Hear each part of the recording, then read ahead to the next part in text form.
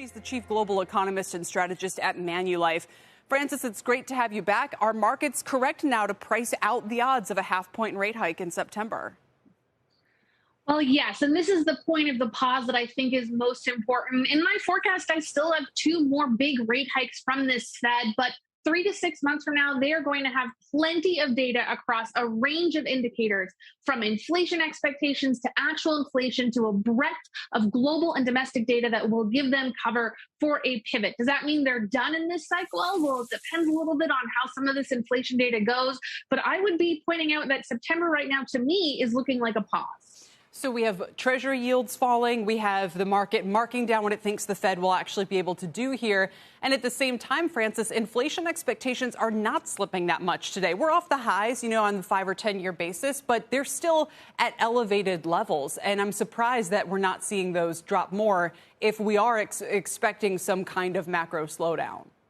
Well, we were watching those 5-year, 10-year break evens this morning, and those have slipped fairly considerably. This is the beginning of that trend. But once again, it puts this Fed in a very difficult situation. And that's why I'm trying to really move the focus away from the Fed to what is growth doing? Because when you look at market action, to me, it's responding a lot more to this material growth slowdown that's likely to persist. That 10-year yield is going to move on growth and inflation expectations. And typically, when the Fed hikes into weakness, we actually see 10-year yields decline, not rise. That's what happens when you hike into declining PMIs. So yes, we need to know what the Fed is doing, but getting a sense of what growth will do next in Europe, in Asia, in the United States is probably your best leading market indicator, as opposed to just thinking, so-and-so from the Fed said this, and therefore we need to move the pricing around on this particular date. I just wonder if we should be so quick to mark down inflation expectations here when the oil price is still pretty much at highs. Commodity prices haven't slipped too much.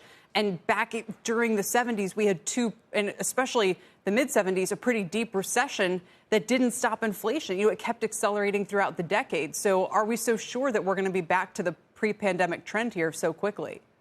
It's such a good point, and I'm asked all the time, what's your year-end forecast for headline CPI? And I have to admit, economists don't have good forward-looking models for oil. But what we do know is that inflation expectations are highly correlated with energy prices. This is one area where the Fed cannot control. We know the Fed has a lot of impact on demand, which, yes, is impacting some areas of inflation. But what's going to impact inflation expectations is something that's less out of their control. It puts them in a stagflationary bind that's very difficult. Now, up until now, they've had a lot of cover. Inflation itself has been high, a lot of political pressure on this. But with jobless claims starting to move up and small business surveys and now the CEO confidence telling us that employment is going to start to get a hit, they may feel pressure coming from the second side of their mandate. And I think that's really what's going to give them the cover and the motivation to say, you know what, we can slow down a little bit some of this hiking cycle. But if they do that, let me read these tweets from Bill Ackman from just about an hour ago. He said, markets are imploding because investors are not confident that the Fed will stop inflation.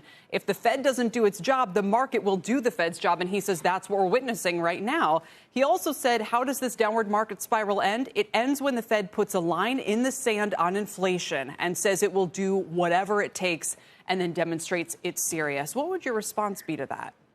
Well, far be it for me to take the other side of a successful investor like Bill Ackman. But to me, when I look at this market, what it's highlighting to me is that it understands a material growth slowdown and recession odds climbing. That is the key story underlying this story here. Now, inflation, I still believe, will fundamentally begin to decline into year end. What matters is that energy price. And so we continue to ask the Fed to use tools to solve a problem it cannot solve. And I think we have really circular logic around what the Fed should be doing when, in fact, the Fed needs to be responding to both sides of their mandate. And right now, absolutely no question, it has to focus on inflation. But 3 months from now, it's going to get very nervous about that employment side, and you're going to have a very different conversation around central banks. All right, Frances, the perfect person to have on today to make this case. Thanks again for your time. Thank you. Frances Donald. Shepard Smith here. Thanks for watching CNBC on YouTube.